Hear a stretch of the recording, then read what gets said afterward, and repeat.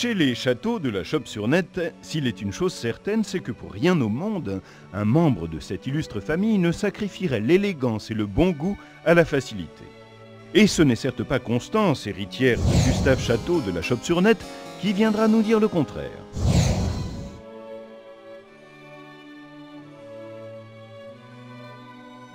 Cette femme remarquable, sommité reconnue en matière d'art décoratif, incarnation même de l'exigence, n'a de cesse que de lutter contre la monotonie et le mauvais goût.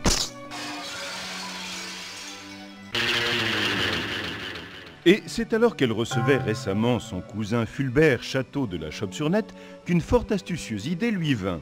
Fulbert venait comme de coutume chaleureusement saluer sa cousine,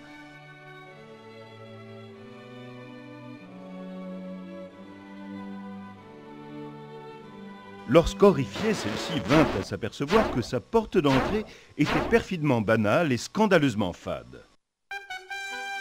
Il n'en fallait pas plus pour que le malheureux Fulbert soit brutalement mis à contribution.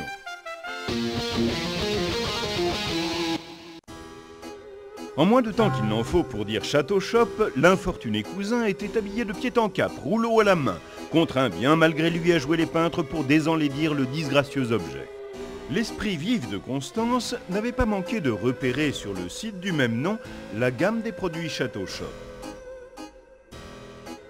Mais regardez plutôt, elle fit repeindre l'objet de son courroux à l'aide d'une peinture ferreuse. Celle-ci contient des particules de fer, ce qui rend la surface peinte sensible aux aimants. Une fois sèche, elle la fit recouvrir d'une peinture standard blanche à cause d'une terrible et mystérieuse aversion pour le gris. Il ne restait plus ensuite qu'à appliquer la décoration magnétique prévue à cet effet. Et le tour était joué.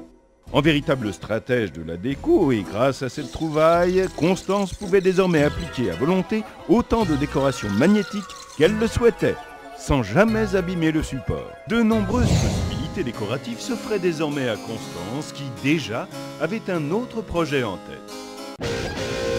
Car Fulbert vêtu de la sorte, il eût été dommage de ne pas en profiter pour le mettre une seconde fois à contribution.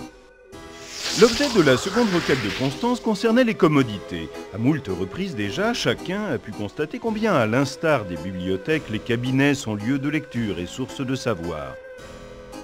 Et c'est en partant de cette réflexion personnelle que Constance avait toujours brûlé d'installer en ces lieux de prestigieux auteurs de la littérature classique. Manque de place, l'expérience ne fut hélas jamais tentée. Mais les magnétiques Château Chope offraient désormais à Constance une alternative tout à fait intéressante. De même que sur la porte d'entrée, et pour les mêmes raisons, les peintures ferreuses et standards furent tour à tour appliquées. Ainsi, les décorations magnétiques répondant aux aspirations culturelles de Constance purent à sa grande satisfaction y prendre place. Ce brave Fulbert pouvait enfin prendre son thé.